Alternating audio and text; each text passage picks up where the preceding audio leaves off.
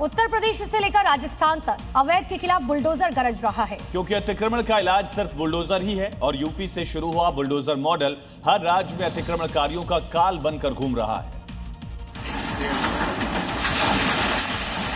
राजस्थान के झालावाड़ में सरकारी जमीन को कब्जा मुक्त कराया। वो जमीन जिस पर बदमाशों और हिस्ट्री शीटरों ने कब्जा कर रखा था। डबल मर्डर के आरोपियों ने करोड़ों रुपए की जमीन को कब्जा कर रखा था, लेकिन प्रशासन के बुलडोजर एक्शन ने न सिर्फ अवैध निर्माण जमींदोज किया, बल्कि आरोपियों के आर्थिक कमर को भी तोड़ दिया है। मुरादाबाद में योगी के बुलडोजर ने 3 हेक्टेयर में बने मदरसे को गिरा दिया। कब्जा कर बनाए मदरसे का मामला 2.5 साल से कोर्ट में था और जब मुरादाबाद विकास प्राधिकरण ने केस जीता तो 6 से ज्यादा जेसीबी के जरिए एक्शन लेते हुए बिल्डिंग को गिरा दिया गया। उत्तर प्रदेश के वाराणसी में एक बार फिर से बुलडोजर की गूंज सुनाई दे रही है। दालमंडी से बुलडोजर ने मकानों को हटाने के लिए चलना शुरू कर दिया और अगले 3 दिन तक योगी के महाबली का टारगेट 43 जारी रहेगा, जिसकी शुरुआत हो चुकी है। दालमंडी की तंग गलियों में बुलडोजर पहुंचा और अपने काम पर लग गया। एक के बाद एक चिन्हित घरों की नींव को तोड़ने का काम शुरू कर दिया। कार्रवाई के दौरान किसी तरह की गड़बड़ी ना हो, उसके पहले ही भारी पुलिस बल तैनात था। सीसीटीवी और ड्रोन के जरिए नजर रखी जा रही थी। प्रशासन ने कार्रवाई से पहले घरों के मालिकों को अल्टीमेटम दे दिया था। इधर डेडलाइन खत्म हुई और उधर बुलडोजर स्टार्ट हो गया। योगी प्रशासन ने दालमंडी चौड़ीकरण के लिए 181 मकान चिन्हित किए हैं, जिनमें से 61 मकानों की रजिस्ट्री कराकर 29 करोड़ रुपए दे भी दिए गए हैं और अब नंबर अगले 43 मकानों का है, जो अगले 3 दिनों में मलबा बन जाएंगे। और यूपी के सहारनपुर से एनकाउंटर से जुड़ी बड़ी खबर है, जहां लूट के आरोपी मुठभेड़ के बाद गिरफ्तार किए गए। एनकाउंटर में दोनों बदमाश घायल हो गए। तमंचा, कारतूस, नकदी, बाइक और फोन इनसे जब्त किया गया। उत्तर प्रदेश के सहारनपुर में एनकाउंटर के बाद बदमाशों को गिरफ्तार किया गया। लगातार एक्शन जारी है। यूपी पुलिस ऑपरेशन लंगड़ा के हिसाब से इन बदमाशों का हिसाब पूरा कर रही है। दोनों बदमाश घायल हुए। दोनों बदमाशों को गिरफ्तार किया गया। तमंचा, कारतूस, नकदी और बाइक इनके साथ जब्त की गई है।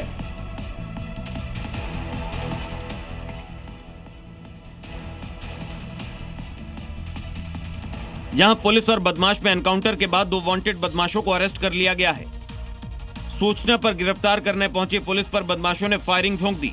जवाबी कार्रवाई में बदमाश घायल हो गए, जिनका इलाज जारी है। पुलिस ने उनके कब्जे से 2 तमंचे, 9 कारतूस, लूट के 2060 रुपए, मोबाइल फोन और बिना नंबर प्लेट की स्प्लेंडर बाइक बरामद की है। दोनों आरोपी लूट समेत कई आपराधिक मामलों में वांटेड बताए जा रहे हैं।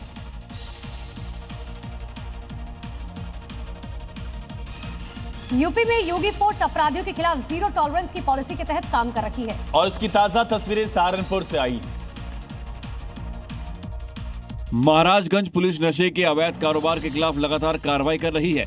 इसी अभियान के तहत पुलिस ने भारी मात्रा में नशीली दवाओं के साथ एक आरोपी को गिरफ्तार किया है।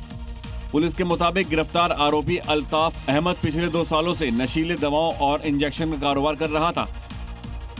गुप्त सूचना के बाद पुलिस ने आरोपी के घर पर छापेमारी की और अल्ताफ अहमद को उसके घर से ही गिरफ्तार कर लिया। तलाशी के दौरान करोड़ों रुपए के नशीले दवा और इंजेक्शन बरामद हुए हैं। फिलहाल पुलिस मामले की जांच कर रही है और गैंग में शामिल अन्य लोगों की तलाश कर रही है। और इसी बीच एक बड़ी खबर है, यूपी पुलिस ने नशे के खिलाफ बड़ी कार्रवाई की। एक और बड़ी खबर इसी बीच कौशाम्बी से है, जहां बदमाश का एनकाउंटर किया गया।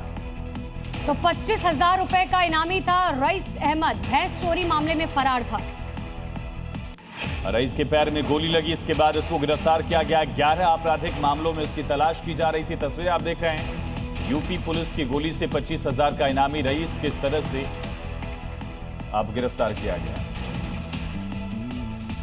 लेकिन उससे पहले बदमाश ने भागने की कोशिश की और पकड़ने गई पुलिस टीम पर गोलियां बरसाने लगा, जिसके बाद पुलिस ने जवाबी कार्रवाई की और पैर में गोली लगने के बाद 25,000 के इनामी रईस अहमद को गिरफ्तार कर लिया। रईस पर पहले से 11 आपराधिक मुकदमे दर्ज हैं। साथ ही रईस भैंस चोर गैंग का भी सदस्य है। मामले में आगे की जांच और बाकी आरोपियों की गिरफ्तारी को लेकर पुलिस की जांच जारी है।